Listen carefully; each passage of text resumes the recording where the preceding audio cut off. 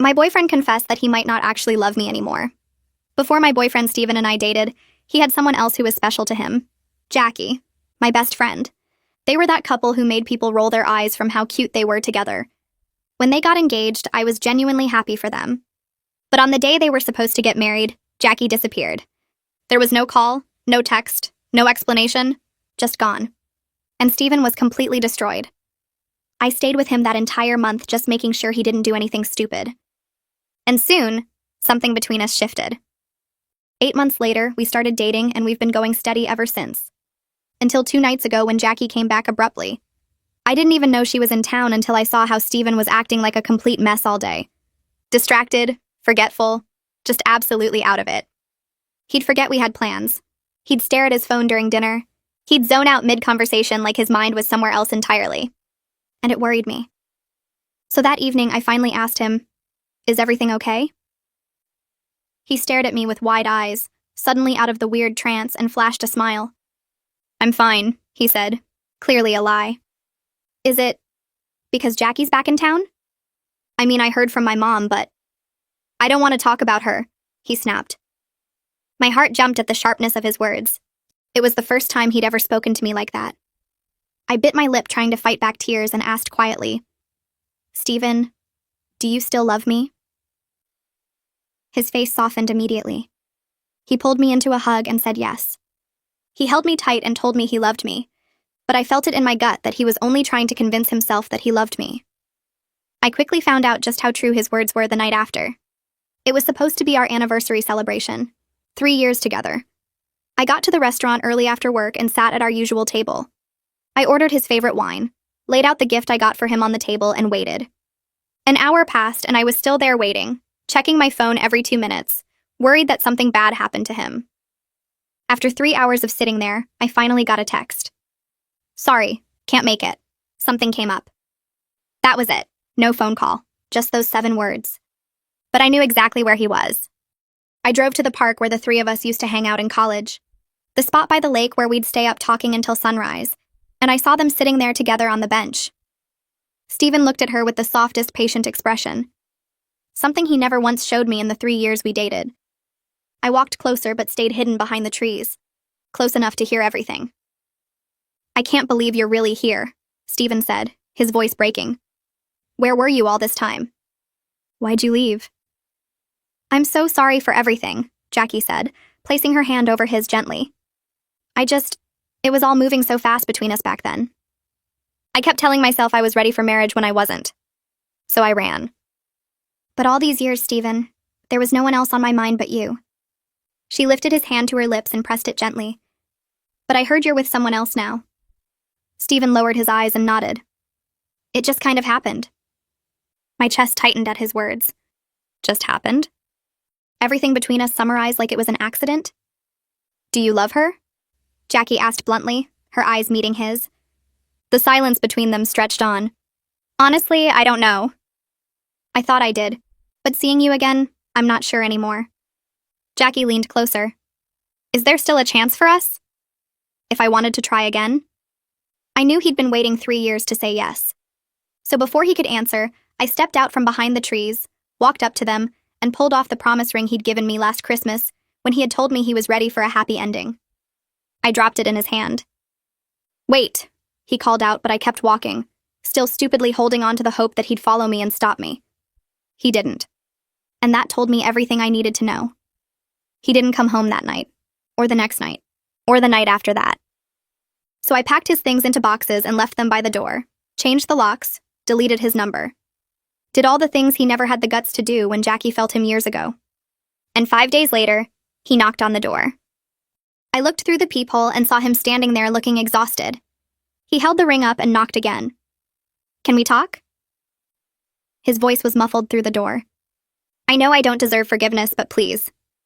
Can I come in? Just to talk. That's all I'm asking." I stood there with my hand on the doorknob. Part of me wanted to open it.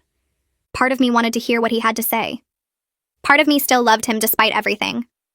But just when I made my decision, my phone buzzed with a new text from Jackie that read, "Please hear him out. There's something you have to know. Something we never told you." I unlock the door and pull it open just wide enough to see him standing there in the hallway light. Steven looks awful. His hair is messy like he's been running his hands through it for days. His eyes are red and puffy. The shirt he's wearing is wrinkled and has a stain on the collar. He's holding that promise ring between his thumb and finger like it's burning his skin, but he can't let go of it. I glance down at my phone again and read Jackie's text one more time. The words don't make any more sense than they did 5 seconds ago. Steven opens his mouth to say something, but I cut him off before he can start whatever speech he's prepared. I tell him Jackie just texted me saying there's something I need to know, something they never told me.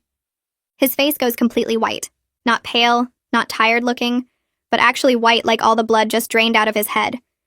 He takes a step backward and his shoulder hits the hallway wall. He leans against it like his legs might give out. I watch him try to form words, but nothing comes out at first. Then he closes his eyes and takes a deep breath. When he opens them again, he looks directly at me and says, "We need to sit down because it's complicated and he should have told me years ago." I step back from the doorway without saying anything. He walks in slowly like he's not sure I'll actually let him stay. I close the door behind him and lock it out of habit. We move toward the living room and I sit on the chair by the window. Not the couch where we usually sit together. Not anywhere near him. Steven sits on the far end of the couch and the space between us feels huge. He's still holding that ring. His hands are shaking. I wait for him to start talking. The silence stretches out so long I can hear the clock ticking in the kitchen. Finally, Steven begins speaking and his voice sounds rough like he's been crying. He tells me the reason Jackie left on their wedding day wasn't because of cold feet or fear of commitment. 2 weeks before the wedding, she found out her mother had early onset Alzheimer's. Her father had been hiding how bad it was for months. Steven says Jackie's mom didn't even recognize her at the final dress fitting. Jackie had gone to her parents' house to show her mom the finished dress, and her mother looked at her like she was a stranger. Asked who she was, asked why she was in her house.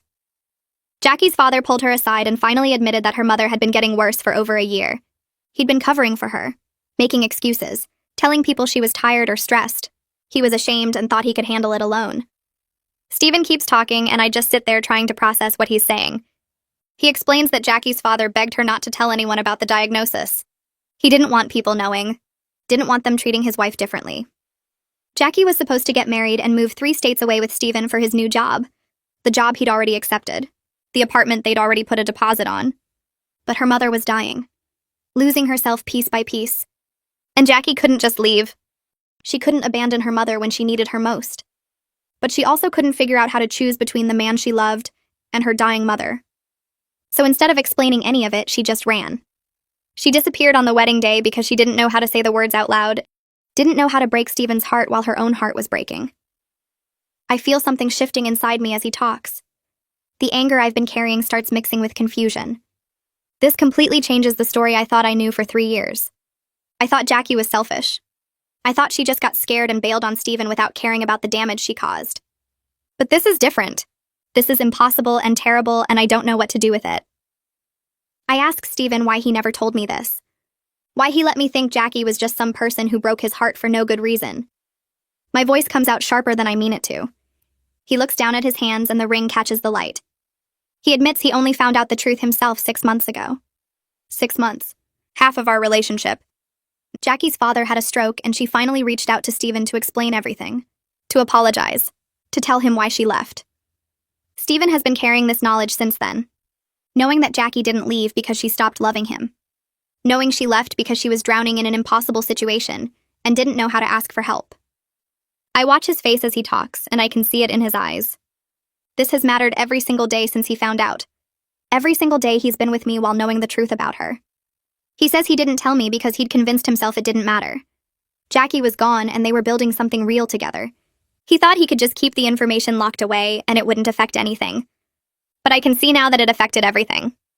The way he'd zone out sometimes. The way he'd get quiet when anyone mentioned weddings or sick parents. The way he never fully seemed present even in our happiest moments. I ask him directly if he's been in contact with Jackie during these past 6 months. The question hangs in the air between us. Steven hesitates. It's only a few seconds, but it feels like forever. Then he admits they've exchanged a few emails. Just updates about her mom's condition and her dad's recovery. Just checking in. Nothing romantic, nothing inappropriate. But my stomach drops anyway because those emails mean he's been emotionally involved with her this whole time. He's been thinking about her and caring about her situation while promising me a future. While giving me that promise ring and talking about being ready for our happy ending. Steven must see something in my face because he starts talking faster. He swears the emails were innocent. He never planned to act on any feelings. He thought he had everything under control. But then Jackie came back to town because her father needs help selling the family house. He can't manage it alone after the stroke. She came back to handle the estate, and suddenly she was here in person. Not just words on a screen. Actually here. And seeing her destroyed all the walls Stephen had built up. All the ways he'd convinced himself he was over her. He's been a complete mess trying to figure out what he actually feels versus what he thinks he should feel. Trying to figure out if what we have is real, or if he's just been using me as a safe, comfortable place to hide from his unresolved feelings. I realize as he talks that he's been lying to both of us. Maybe even to himself. I stand up from the chair because I can't sit still anymore. I tell him I need him to leave. I need space to process this because I can't think clearly with him sitting here looking desperate and guilty. Stephen starts to argue. He says we should talk more, work through this together, but I'm firm. I point to the boxes I packed by the door. I tell him to take what he needs and go. He sits there for another minute like he's trying to decide if he should push back. Then finally he stands up and walks to the door. He grabs his keys from the hook and opens one of the boxes to pull out some clothes. He says he'll stay with Ryder for a few days. Give me the space I need. Then we can talk again. I don't respond. I just watch him gather his things and walk out the door. When it closes behind him, I turn the lock and stand there in the silent apartment. The clock is still ticking in the kitchen. The refrigerator hums. Outside, I can hear cars passing on the street. I walk back to the living room and sit on the couch where Stephen was sitting. The cushion is still warm from his body. I look around at the apartment we shared and realize I don't even know who I'm angry at anymore. Jackie for leaving, Stephen for lying, myself for not seeing it sooner. All of us for this mess we've created. I sit there on that couch for maybe an hour just staring at nothing. The apartment feels too quiet without him here. I pick up my phone and scroll through old photos of us, and it makes my chest hurt worse. Around 11:30, I realize I'm not going to sleep tonight, so I call Zoe. She answers on the second ring, sounding half asleep, but she wakes up fast when she hears my voice. I tell her everything that happened with Stephen tonight, about the emails with Jackie and the lies, and how he admitted he doesn't know what he feels anymore. Zoe listens without interrupting, and when I finish, she's quiet for a minute. Then she says something that makes my stomach drop. She tells me maybe I fell in love with the idea of saving Stephen instead of actually loving him as a whole person. I want to argue with her and defend myself, but the words stick in my throat because part of me knows she's right. I spent 3 years trying to be enough for someone who was never fully present with me. Zoe stays on the phone with me until almost 2 a.m, and by the time we hang up, I feel wrung out but a little clearer. The next morning, I wake up exhausted and my eyes are puffy from crying. I make coffee and sit at the kitchen table staring at my phone. I know what I need to do. I open my messages and text Jackie directly. I tell her we need to talk face to face, just the two of us without Stephen involved. She responds within 5 minutes, agreeing to meet me at a coffee shop downtown that afternoon. I spend the whole morning pacing around the apartment rehearsing what I want to say to her. I practice in front of the bathroom mirror like I'm preparing for a presentation. But I know when I actually see her, I'll probably forget everything I planned. At 1:30, I drive to the coffee shop and get there 15 minutes early.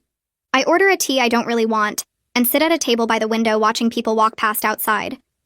When Jackie arrives at 2, she looks different from I expected. She looks older and tired, not like the carefree college girl I remember from photos on Stephen's old social media. There are dark circles under her eyes and her hair is pulled back in a messy bun. She spots me and walks over, and I stand up awkwardly, not sure if we should hug or shake hands or what. She thanks me for meeting her and sits down across from me. Before I can say anything, she immediately apologizes for the text last night. She says she realized after sending it that it was cruel to drop that bomb without explanation. I nod and tell her that's why I wanted to talk. We both order coffee, and then she starts telling me about the last 3 years. She talks about her mother who had early onset Alzheimer's and how she slowly forgot everyone she loved. Jackie's voice cracks when she describes watching her mom not recognize her own daughter. She tells me about moving back home to care for her full-time, about giving up her job and her apartment and her whole life. She explains that her mom died 4 months ago and it destroyed her because she'd given up everything to care for her, including Stephen and the life they'd planned together. Jackie says she came back to town not to steal Stephen back, but to finally give him the closure and apology he deserved after disappearing on their wedding day. But when she saw him at the park the other night, all the old feelings came rushing back and she panicked. She admits she told him she wanted to try again because in that moment it felt true. I sit there listening and processing and trying to figure out how I feel about all this. Finally, I ask her directly what she wants from Stephen now. Jackie is quiet for a long moment and stares down at her coffee cup. Then she admits she doesn't know. She says part of her will always love him, but she's also aware she destroyed his trust and hurt him terribly. She tells me she's not sure if she actually wants to try again, or if she's just lonely and grieving and grasping for something familiar. Then Jackie tells me something that shifts my perspective completely. She says Steven talked about me during their conversation at the park. He told her I was kind and patient, and that I'd helped him heal when he was broken. Jackie looks right at me and says she could see he cared about me, but she could also see he'd never fully let go of her, and that's not fair to anyone involved. We end up talking for almost 2 hours, and somewhere in that conversation, I realize Jackie isn't the villain I wanted her to be. She's just a person who made an impossible choice and handled it badly, and now everyone is paying for it. Near the end, she tells me she's planning to move back to her mom's hometown to settle the estate and start over somewhere without all these memories. She says she needs a fresh start away from here. When we leave the coffee shop and say goodbye, I feel emotionally exhausted but also lighter somehow. I drive home and walk into my apartment and immediately see Steven has texted me asking if we can talk again. I stare at the message for a minute, then put my phone face down on the counter. I ignore it because I need time to figure out what I actually want instead of just reacting to what everyone else needs. Around 6 that evening, Zoe shows up at my door with takeout from my favorite Thai place. She doesn't ask questions, just comes in and sets up the food and puts on a bad action movie. We eat pad thai and watch explosions, and I try not to think about the mess my life has become. 3 days pass, and I spend them going to work and coming home and avoiding Steven's texts. Finally, on the 4th day, I agree to meet him. I tell him to meet me at the park, the same spot where everything fell apart. When I get there, he's already sitting on the bench looking nervous. He stands up when he sees me and starts apologizing, but I stop him. I tell him I talked to Jackie and know the whole story now about her mom and why she left. Then I ask him point blank if he's in love with her still. Steven struggles to answer, and his face does this complicated thing where I can see him trying to figure out what to say. Finally, he admits he doesn't know what he feels anymore. He says seeing Jackie brought back all the pain and love from before, but being with me has been comfortable and safe. The word comfortable hits me like a punch. I tell him that comfortable and safe isn't enough for me, that I deserve someone who knows without hesitation that they want to be with me. Steven looks devastated, but he doesn't argue because he knows I'm right. I stand up from the bench and Steven stands too, looking uncertain about what comes next. I tell him I think we need to take a real break, not just a few days of him staying at someone else's place, but actual separation to figure out what we want individually. He stares at me and asks if that means we're breaking up. I say honestly I don't know yet, but I know I can't keep waiting around while he decides if I'm enough for him. The words come out steady and clear even though my chest feels tight. Steven runs his hand through his hair and nods slowly. We agree he'll stay with Ryder for at least 2 weeks with no contact between us, no texts or calls or running into each other on purpose. He asks if he can hug me goodbye, and I shake my head because I know if he touches me right now, I might change my mind about all of this. I walk back to my car alone and drive home with the radio off, just sitting in silence trying to process what just happened. The apartment feels too quiet when I get there, so I text Zoe and tell her I need her to come over. She shows up an hour later with wine and ice cream and doesn't ask questions, just sits with me on the couch while I cry. The next week at work is brutal because I'm distracted and sad and can't focus on anything for more than 5 minutes. I mess up a client presentation because I forget half the slides I was supposed to prepare. My coworker Margot notices during a team meeting when I zone out completely while someone is talking directly to me. She's a blunt older woman in her 50s who's been divorced twice and doesn't take nonsense from anyone. After the meeting, she corners me in the break room while I'm trying to make coffee. She plants herself between me and the door and demands to know what's wrong because I've been acting like a zombie for days. I try to brush it off and say I'm just tired, but Margot crosses her arms and tells me she's not buying it. Something about her direct approach makes me crumble, and I end up telling her everything about Steven and Jackie and the park and the separation. She listens without interrupting or judging, just nodding occasionally while I pour out the whole messy story. When I finish, she's quiet for a moment. Then she tells me about her first marriage to a man who was still hung up on his ex-wife. Margot says she spent 5 years trying to be enough for him, cooking his favorite meals and supporting his career and being patient while he worked through his feelings.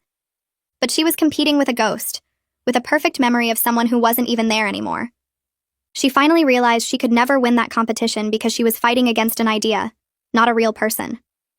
Margot looks me right in the eye and says the kindest thing I can do for myself is walk away and let Steven figure out his mess without me waiting in the wings like some backup option. Her words hurt because they're true, and I know it deep in my bones. She squeezes my shoulder and tells me I deserve someone who chooses me first, not someone who has to lose everyone else before he appreciates what he has.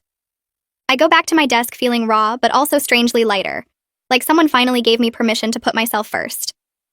The days drag by slowly, and I throw myself into work projects to avoid thinking about Steven. I wonder if he's thinking about me, or if he's thinking about Jackie, or if he's just confused about everything.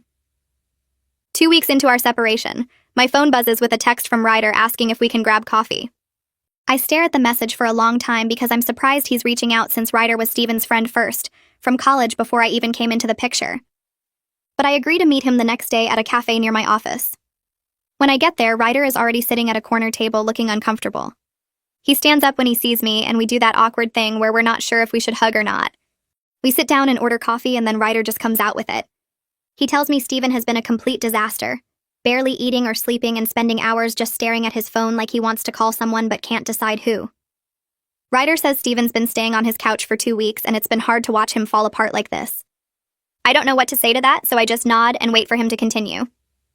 Ryder admits he's frustrated with Steven because he's watched him waste years being stuck between the past and the present, never fully committing to anything or anyone. He tells me that Steven is terrified of making the wrong choice and ending up alone, which is why he's been paralyzed instead of being honest with anyone, including himself. Ryder says I deserve better than being someone's backup plan, even if Steven doesn't consciously see it that way. The words echo what Margot told me, and I feel that same truth settling in my chest. I ask Ryder if he thinks Steven is still in love with Jackie. He sighs and runs his hand over his face before answering. He says yes, he does think Steven still loves Jackie, but he also thinks Steven has real feelings for me that got all tangled up with gratitude and fear of being alone again after she left. Ryder tells me Steven needs to choose based on what he actually wants, not what feels safe or what he thinks he should want. He apologizes for being so blunt but says someone needs to be honest about this situation. We finish our coffee and Ryder hugs me before we leave, telling me to take care of myself no matter what Steven decides. I drive home feeling oddly calm, like pieces are finally falling into place even though nothing is resolved. That night my phone rings and I see Jackie's name on the screen. My heart jumps because we haven't talked since that conversation at the coffee shop weeks ago.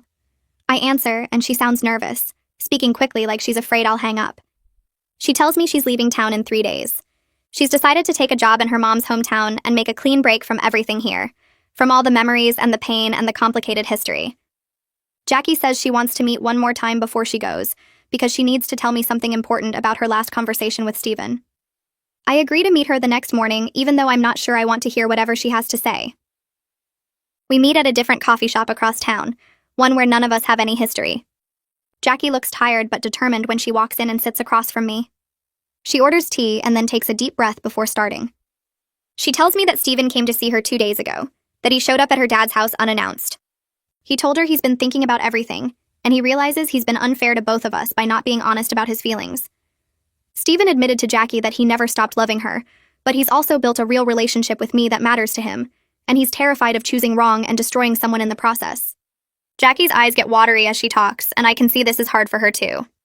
She says she told Steven that she's leaving and taking herself out of the equation because she can't be the reason he hurts someone else the way she hurt him 3 years ago. Jackie made it clear she's not coming back to this city, and that he needs to decide what he wants with me based on our relationship alone, not in comparison to what they had or what might have been. I feel a strange mix of relief and sadness hearing this. Relief that she's removing herself from the situation, but sadness that it took all this pain to get here. Jackie reaches across the table and touches my hand gently. She apologizes directly for causing this mess, and for the text that started everything spiraling. She says she sees now that I genuinely care about Steven, and that I was there for him when he needed someone most, that I helped him survive the worst period of his life. Jackie tells me she hopes that whatever happens between Steven and me, I don't let this experience make me doubt my own worth, or my capacity to love someone fully. Her voice cracks a little and I realize she means every word. We finish our drinks and stand up to leave. Jackie hugs me tight and I hug her back, both of us holding on for a moment longer than necessary. As we pull apart, I realize I'm going to miss the friendship we might have had in another life, in a world where things were less complicated and painful. I watch her walk to her car and drive away, knowing this is probably the last time I'll see her. The next few days, I stayed home from work claiming I was sick, which wasn't entirely a lie since I felt physically exhausted from everything. I spent most of my time on the couch staring at the walls and thinking about my relationship with Steven in a way I'd never let myself before.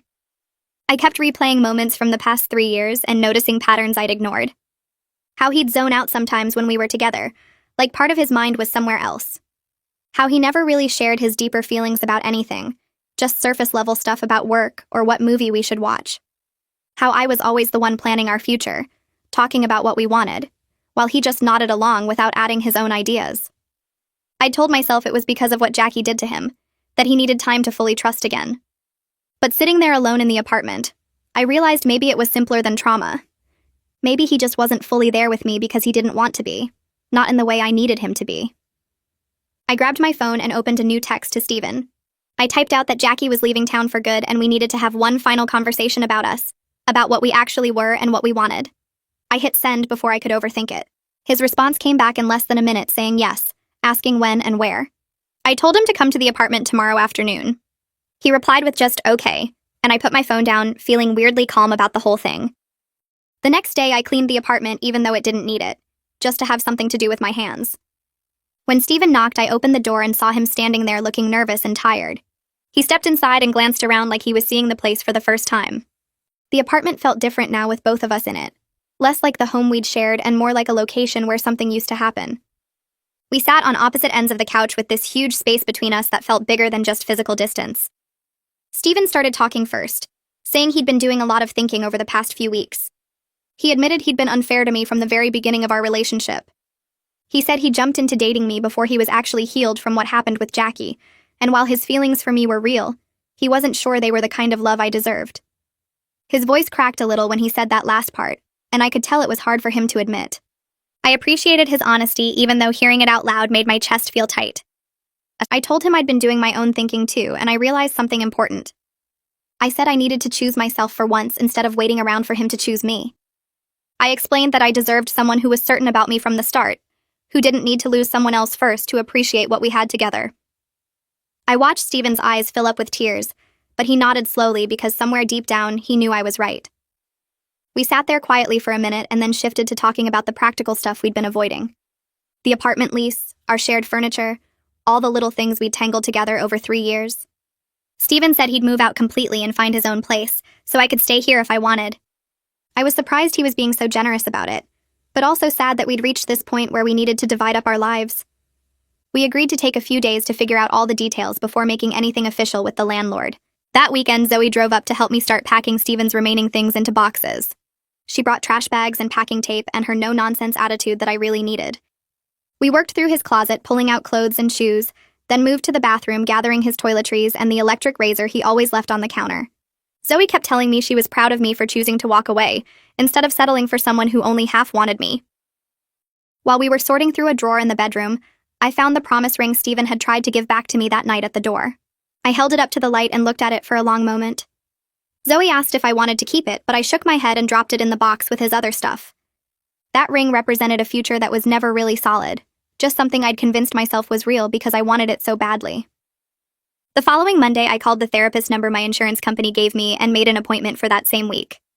I went to a small office in a building downtown and sat in the waiting room filling out paperwork about my mental health history. When the therapist called me back, I sat on her couch and started explaining everything about Steven and Jackie, and how I'd lost both a relationship and a friendship in one complicated mess. She listened without interrupting and then started asking questions that made me think about things differently. Over the next few sessions, she helped me understand that I'd been trying to earn Steven's complete love by being perfect and supportive, when real love shouldn't require constant proving. She said I'd turned myself into whatever I thought he needed instead of just being myself, and seeing if that was enough. The sessions were hard because they forced me to look at my own patterns, but they were also helpful in ways I didn't expect. 2 weeks later, Steven texted saying he'd found an apartment across town and was ready to move his stuff out. We met at my place to exchange keys and finish separating everything we'd mixed together. When I saw him, he looked different somehow. Lighter, maybe. Like he was finally facing reality instead of hiding from it. He told me he'd also started seeing a therapist to work through his abandonment issues and his pattern of not being fully present in relationships. We loaded his boxes into his car, making multiple trips up and down the stairs. I handed him his key to the apartment and he gave me back the spare I'd given him years ago. We stood there in the parking lot for a minute, not really knowing how to say goodbye. Finally, he just said thanks for everything and got in his car. I watched him drive away, and then went back upstairs to the apartment that was fully mine now.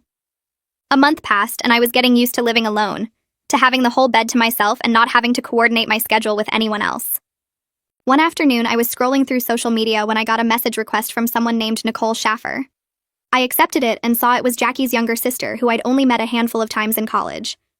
Her message said she wanted to thank me for being kind to Jackie during their last conversation before she left town. Nicole wrote that Jackie was doing better in her new city, starting to build a life that was completely hers. She said Jackie talked about me sometimes, about how I'd handled everything with more grace than she deserved. I responded saying I was glad Jackie was doing okay, and Nicole wrote back immediately asking if I wanted to grab lunch sometime. I agreed, and we set a date for the following weekend. We met at a casual place near my apartment, and Nicole looked so much like Jackie, it caught me off guard for a second. We ordered food, and then she started telling me more details about what Jackie had gone through with their mom's illness. She explained how their whole family fell apart during that time, with their dad completely shutting down emotionally, and Jackie carrying everything by herself. Nicole said she was too young back then to help much, and she'd carried guilt about it ever since, watching her sister sacrifice her own life to take care of their mom alone. She talked about how their dad refused to accept help from anyone, how he kept insisting he could handle it when clearly he couldn't.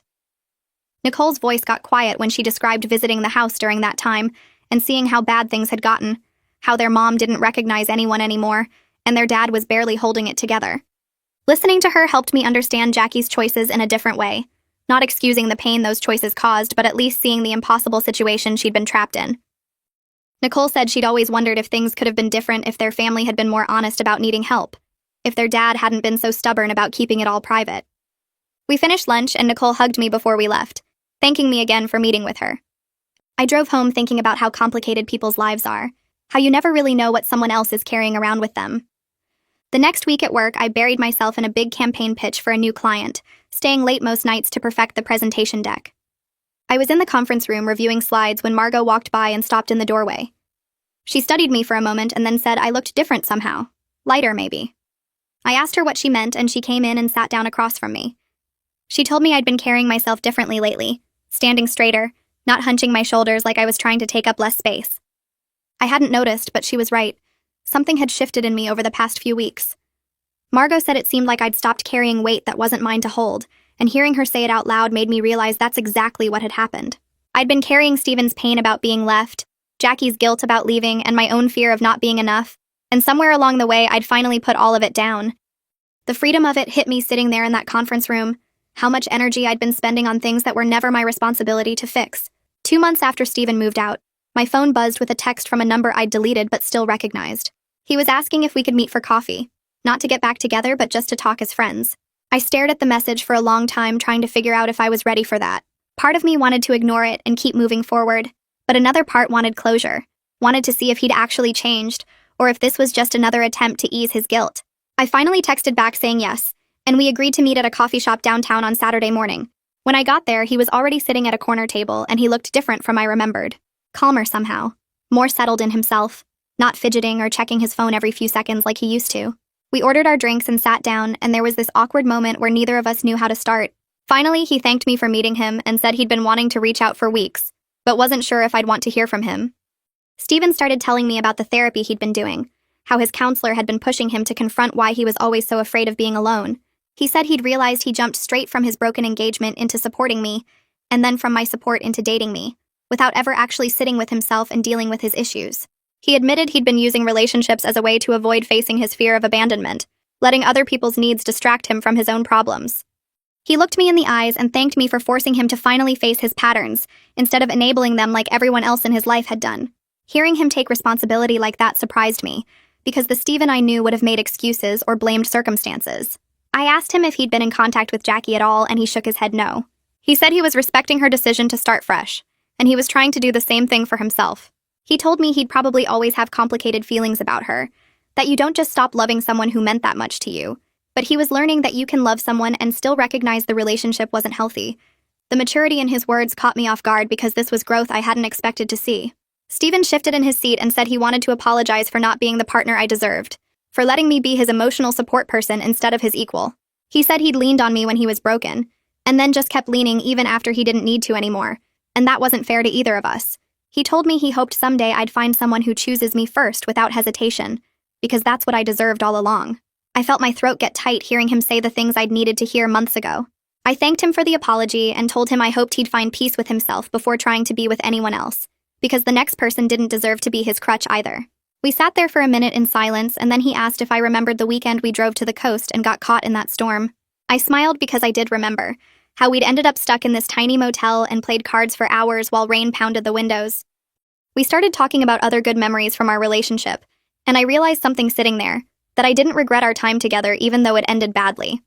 Stephen had helped me learn what I didn't want in a partner, what it felt like to be someone's second choice, and that was valuable even if it hurt.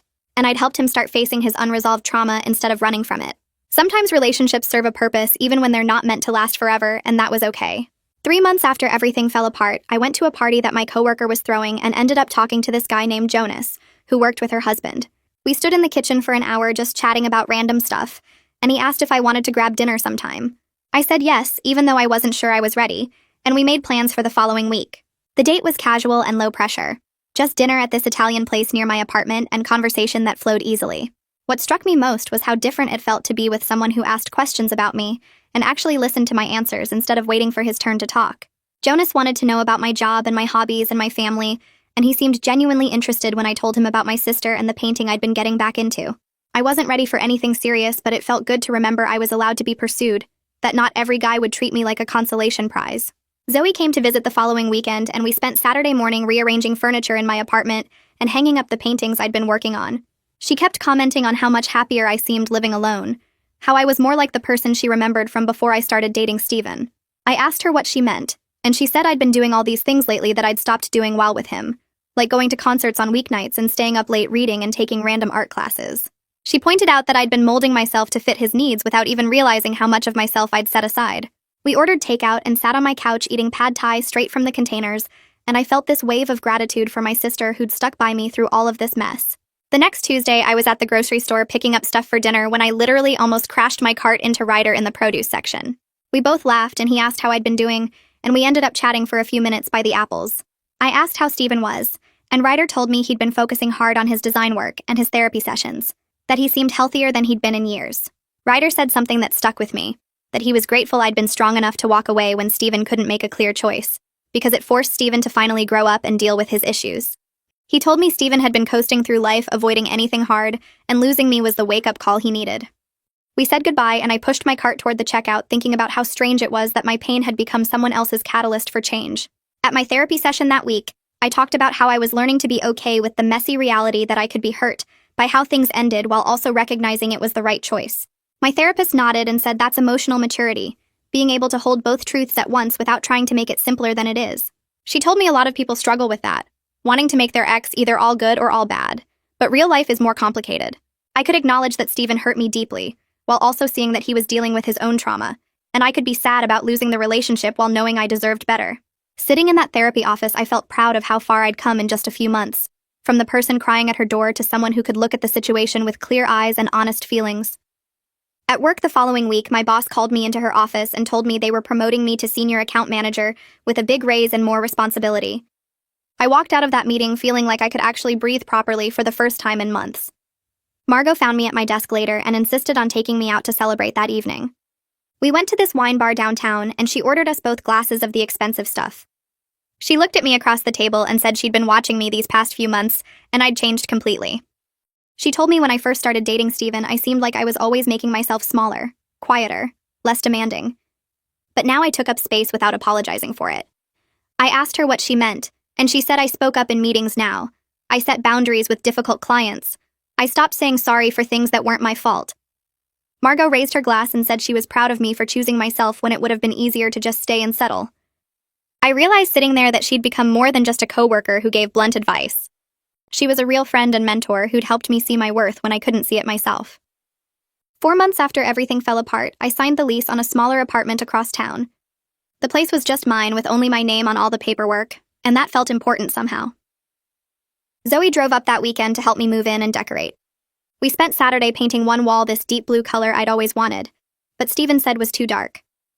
Zoe helped me hang my paintings all over the living room, the ones I'd been working on during those late nights when I couldn't sleep. We went to furniture stores and I picked out a couch I actually liked instead of compromising on something neutral and boring. Zoe kept commenting on how the apartment felt completely different from the place I'd shared with Stephen, like it had my personality all over it instead of being some generic space. We ordered pizza and sat on the floor eating it straight from the box because my table hadn't been delivered yet.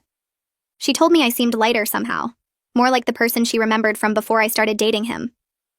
I looked around at my blue wall and my paintings and my furniture choices and realized this was the first place that felt completely mine in years. One evening while scrolling through my phone, I saw that Jackie had posted something on social media about starting a support group for people taking care of family members with Alzheimer's in her new city. The post had dozens of comments from people thanking her and asking for information. I stared at it for a while, feeling this weird mix of emotions. Part of me was still hurt by everything that happened, but another part was genuinely happy she was turning her painful experience into something that helped others. I typed out a brief message telling her I was glad she was doing well, and that her support group sounded like it would help a lot of families. She responded within an hour with a warm thank you and said she appreciated my kindness after everything. We didn't say anything else, but it felt like the right amount of closure for where we were. A few weeks later, I went to a mutual friend's birthday party and saw Steven across the room. My stomach jumped at first, but then I realized I wasn't scared or angry, just neutral. He walked over and we chatted for a few minutes about our lives. He told me about this new design project he was really excited about, some branding work for a startup. I told him about my promotion and my new apartment. He seemed genuinely happy for me, and I was surprised to find I felt the same about his project. We weren't close anymore, but we were friendly, and that felt right for where we both were now. The conversation only lasted maybe 5 minutes before we naturally drifted to different parts of the party, but it didn't feel awkward or forced. Just two people who used to be together and now weren't. The next weekend, Jonas and I went to this Italian restaurant for our second date. This time the conversation went deeper than surface stuff about work and hobbies. He asked about my past relationships and I told him the whole story about Steven and Jackie without making myself the victim or the hero. I just explained what happened and what I'd learned from it. Jonas shared his own messy relationship history, about an ex who cheated on him and how long it took him to trust anyone again. I liked that we could both be honest about our pasts without pretending we were perfect or completely over everything. He didn't try to fix my story or tell me what I should have done differently. He just listened and nodded and said he understood why I made the choices I made. 5 months in, I was on the phone with Zoe during one of our weekly calls, and she asked if I'd seen Steven's latest social media posts. I realized I hadn't looked at his profile in weeks, maybe even a month. I told her that, and she laughed and said that was huge progress from the person who used to check his accounts multiple times a day. She was right.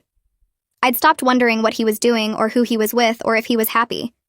I was focused on my own life and my own growth for the first time in years.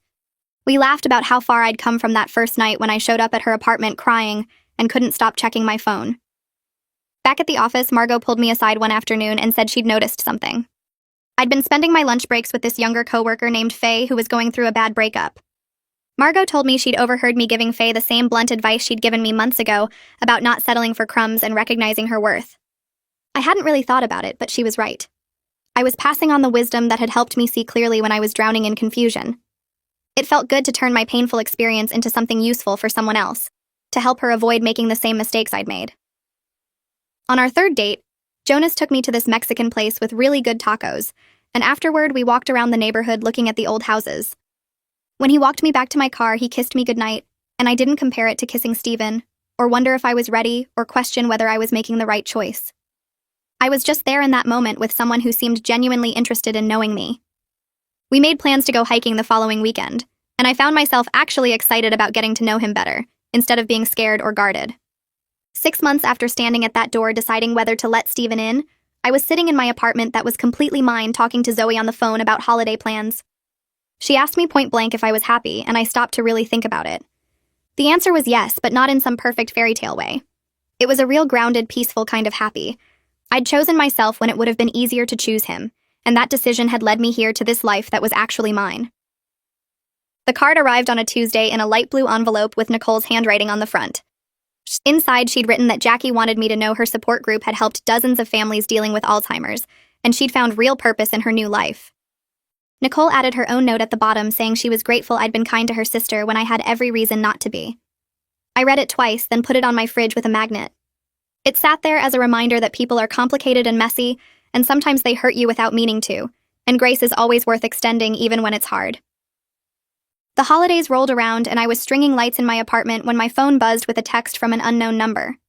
I almost deleted it until I saw the message. Steven saying he wanted to reach out. Let me know he was doing well. Been single for 6 months and focusing on himself. Grateful for the time we had together. I stared at it for a minute, then typed back that I was glad he was finding peace. We exchanged a few more messages, Nothing deep, just polite updates about our lives. Then the conversation naturally faded and we drifted back to our separate worlds. I finished hanging the lights and realized I felt nothing but calm. No anger, no sadness, just acceptance that we were both moving forward in different directions. Jonas and I hit the 2-month mark, and I kept noticing how different everything felt. He texted me every morning. He made plans a week in advance instead of last minute. When he said he'd call, he actually called. During my therapy session, I mentioned how strange it was to be with someone so consistent, and my therapist smiled. She pointed out that I was finally experiencing what it felt like to be someone's clear choice, not their backup plan or their comfort zone. The words hit me hard because she was right. With Steven, I'd always felt like I was competing with a ghost, trying to prove I was worth choosing. With Jonas, I didn't have to prove anything. He just showed up for me without me having to ask or wonder or worry. We were having dinner at this Italian place when Jonas asked me what I was looking for in a relationship. The question caught me off guard because most guys don't ask that directly. I put down my fork and thought about it before answering honestly. I told him I wanted someone who chooses me without hesitation, who shows up consistently, who's done the work to be emotionally available. Someone who doesn't make me guess where I stand or wonder if I'm enough. Jonas smiled and said that's exactly what he wanted too, that he thought we might be building something really good together. I smiled back and felt this quiet certainty that maybe we were. 7 months after everything changed, I was sitting in my apartment on a Saturday morning drinking coffee and looking around at the space that was completely mine. I had my promotion at work that came with better pay and more responsibility. I had regular therapy sessions every other week that kept me grounded. I had this growing friendship with Margot, who'd become like a mentor, and Nicole, who I grabbed lunch with sometimes to talk about her sister and life in general. And I was dating Jonas, who treated me the way I'd always deserved to be treated, but never quite understood until now. Steven taught me what I didn't want in a relationship. Walking away from him taught me my own strength, that I could choose myself even when it was hard and scary. Life wasn't perfect, and I still had bad days where I felt lonely or uncertain about the future. But it was mine. My apartment, my choices, my path forward. And that was more than enough.